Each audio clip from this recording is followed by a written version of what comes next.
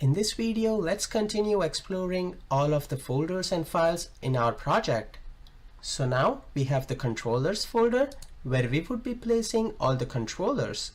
One thing to notice is that the controller name will have a controller at the end of the file name. Then we have the models folder, which would contain all the models which we would be creating throughout the project. And again, models will correlate with the data that we have in the database. And finally, we have the views folder, and inside there we have a shared folder as well as views for all the controllers. And inside the shared view, we will have all of the partial views. Now, partial views are similar to user controls in the classic ASP.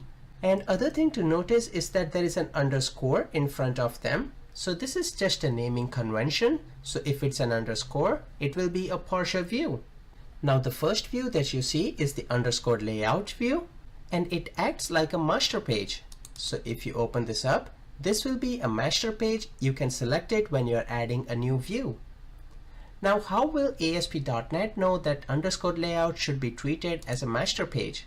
And in order to do that, all you need to do is you need a view start file, and inside that view start view, you just need to define layout is equal to underscore layout. Now, since we created this application using MVC, all of this has been done for you, but I want you to be aware of what file is responsible for what functionality. Also, in ASP.NET Core, we have tag helpers for views. In order to let application know that you will be using those tag helpers, you need to add a line by creating a view called underscore view imports. But since we created MVC application template, it has already been done for us. So if we open the underscore view imports, we see that we have a line to add tag helpers into our project. Now do not worry about what these tag helpers are.